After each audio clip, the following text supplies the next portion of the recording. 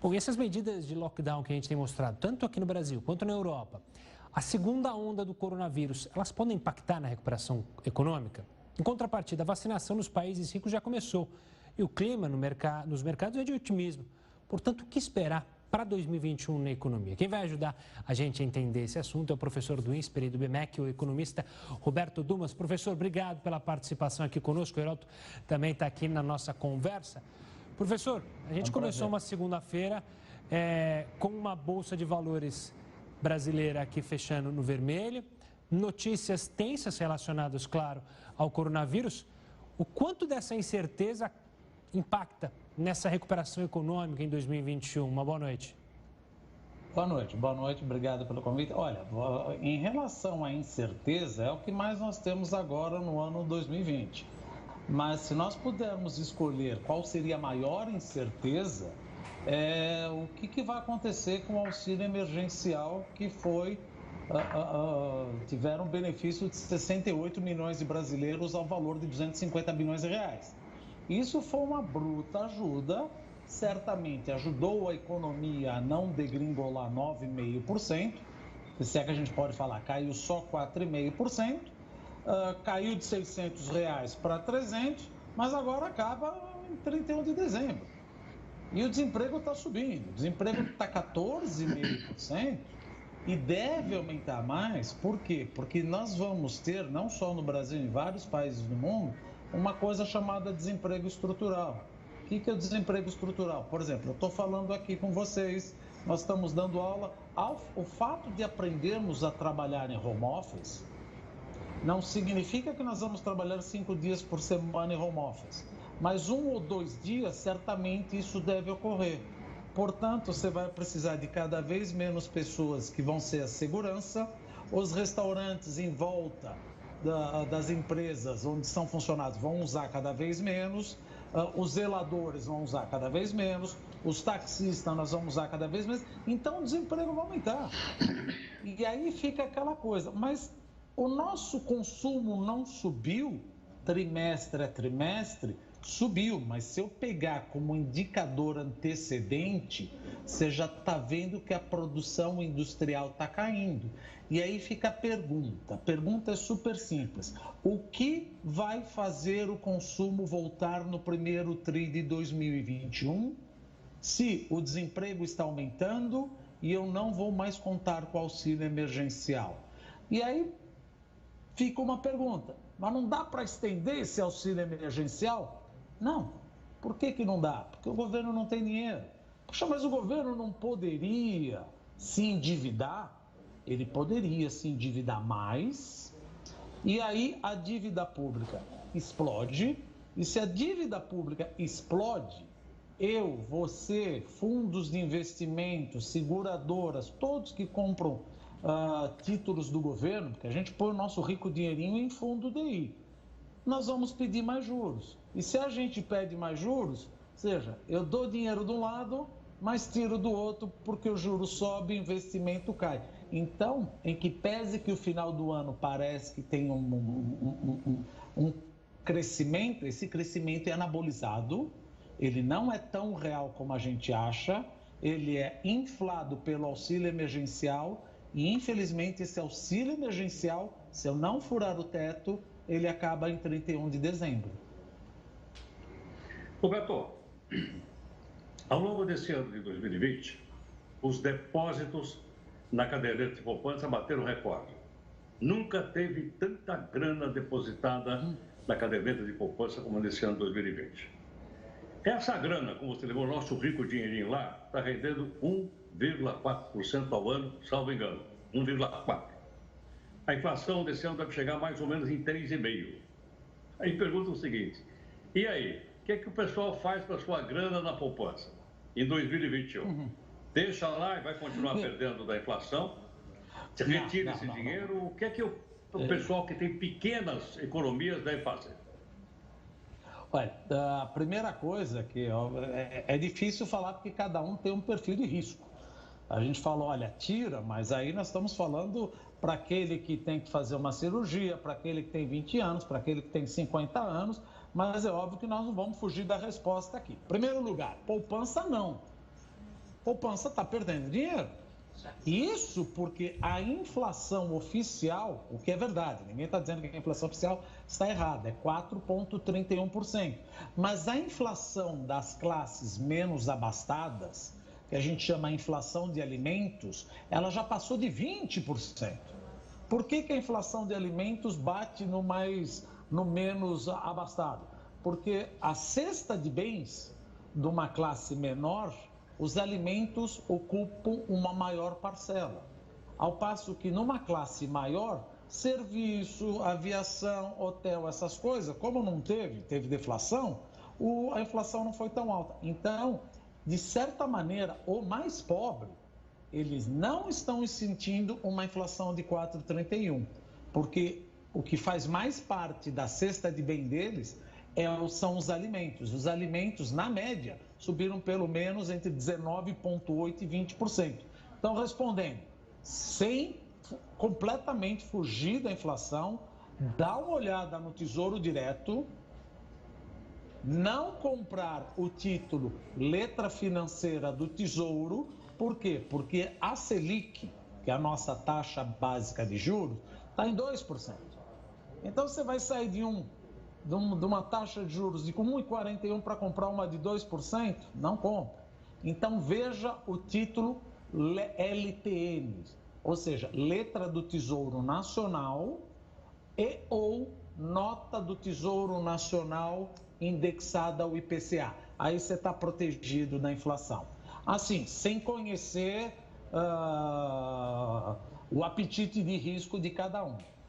Fundo, ou melhor, título direto, mas não LFT, LTN e NTNB, que é indexada ao IPCA, por enquanto, a melhor coisa.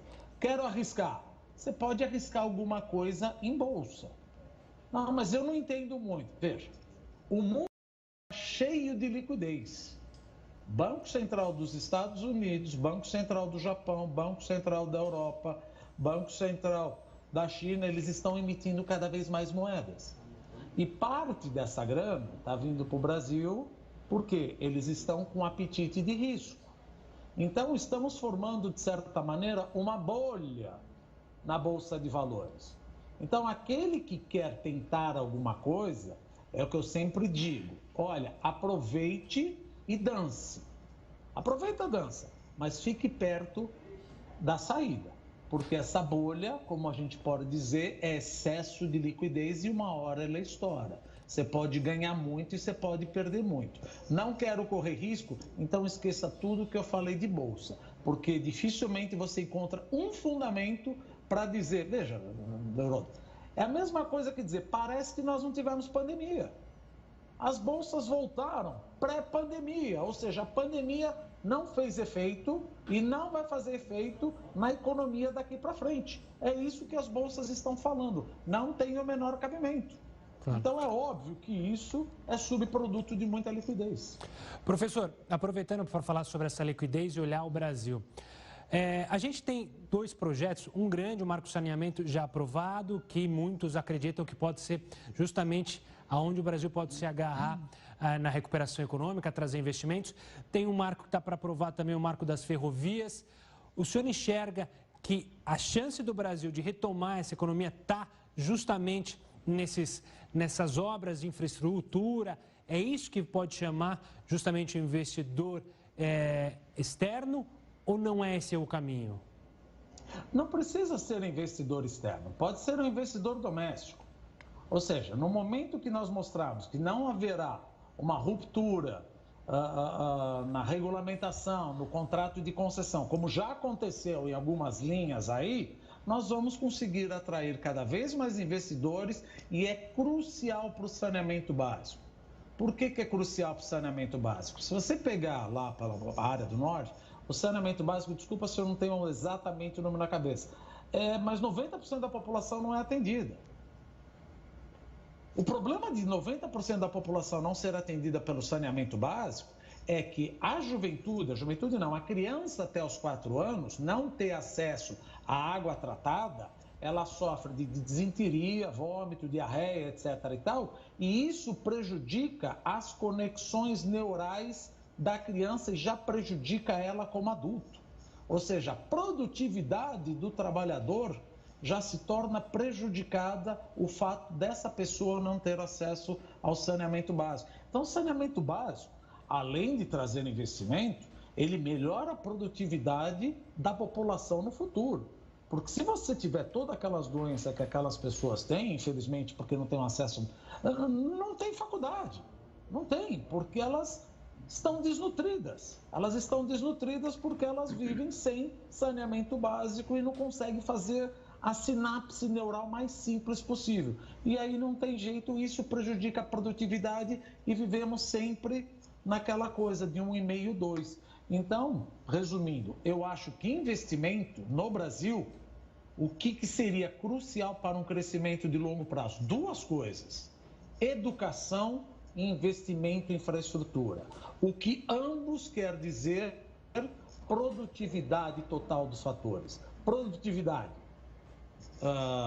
da infraestrutura e produtividade do trabalhador. Não adianta só querer investir em pesquisa se a nossa molecada não consegue fazer o beabá ou fazer produtos notáveis. Então, existe um erro no Brasil, que você dá para, muitas vezes a gente acaba notando, a grande parte do dinheiro vai para a universidade. Está errado. Tem que ir muito mais para o ensino fundamental.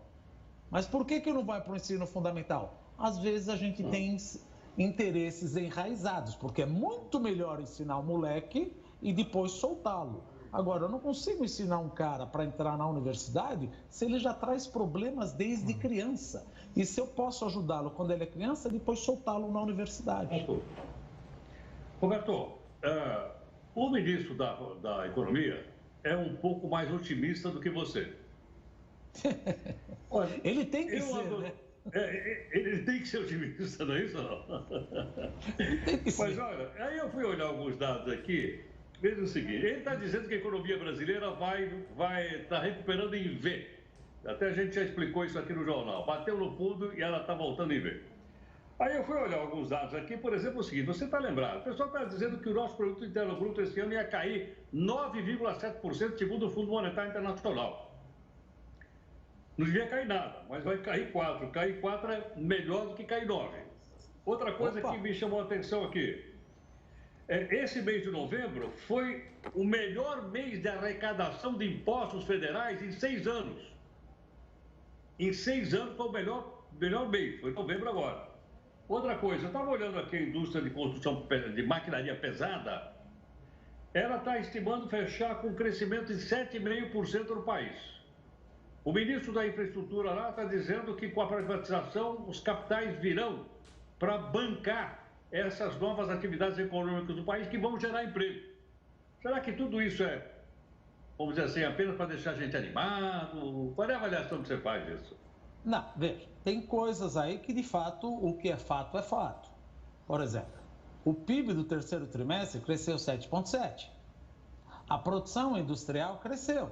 Isso é uma recuperação em V. Mas como nós falamos, isso é uma recuperação anabolizada pelo auxílio emergencial que não teremos mais a partir de dezembro. Todo esse dinheiro que nós estamos falando, 250 bilhões de reais que ajudaram 68 milhões de brasileiros, acaba dia 31 de dezembro. Então aí fica, como é que eu vou consumir se o desemprego está aumentando?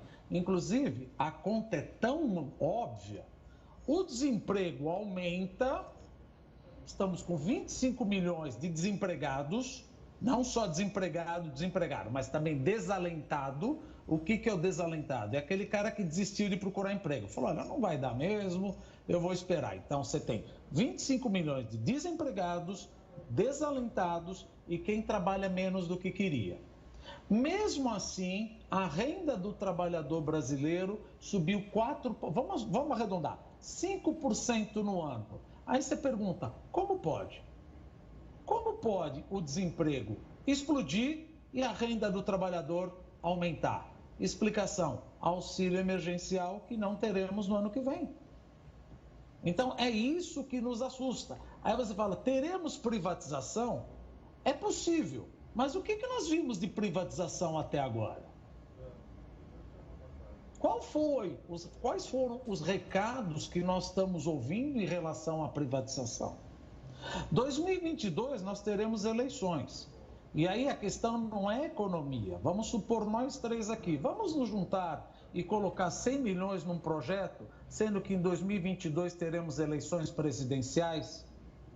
Não é falar bem desse ou daquele. Eu não sei quem vai ser o presidente. Então, no mínimo, eu, como empresário, falaria, eu quero esperar 2022 para ver o que vai acontecer. Estamos no terceiro, vamos entrar no terceiro ano do governo. Esse tipo de festa geralmente ocorre no primeiro ano. Mas, de novo, estamos num V? Sim, mas esse V é anabolizado. Então, o que me assusta? Não vai se transformar num V, vai se transformar num W. Infelizmente, eu não estou contente para o primeiro trimestre de 2021, comparado com o último trimestre. Porque, veja, 68 milhões de brasileiros, nesses últimos 3 meses, ganharam R$300. Ano que vem eles não vão ganhar, vai ficar só com o Bolsa Família. Ao invés de ser 68 milhões de brasileiros, o Bolsa Família vai beneficiar 14 milhões e com R$190 cada um. O que vai acontecer com o consumo? Ainda mais sabendo que o desemprego está aumentando. Claro que a economia é uma ciência social, é um V, mas eu acho que faltou dizer, tá? E depois do V, teremos um W, ou seja, caiu, cresceu, e agora, como eu não posso aprovar o orçamento de guerra novamente, porque senão furo o teto de gasto. Aí você fala, mas que nós falamos, qual é o problema furar o orçamento de gasto? Veja, Heródoto, eu tenho 54 anos, eu lembro como aconteceu todas as vezes que nós exageramos no gasto do governo. Claro. Se você pegar 1970, 1980, 1994, a inflação era 3% ao dia. Por quê? Porque o governo emitia moeda. Estamos longe disso acontecer. E aí alguém fala, mas por que a gente gasta tanto? Os Estados Unidos também gastam e não tem esse problema. Ora, quantas vezes eu dei calote na dívida pública e quantas vezes os Estados Unidos e o Japão deram calote? É o risco de ser o V de voo de galinha, como a gente tanto viu. É o W, né? Vai e volta. Infelizmente é o que eu estou projetando. Obrigado pela participação aqui, pelas projeções. A gente, claro, segue acompanhando. Até uma próxima. Heródoto volta. Tomara que esteja errado, né? Vamos ver, Roberto. Até uma próxima.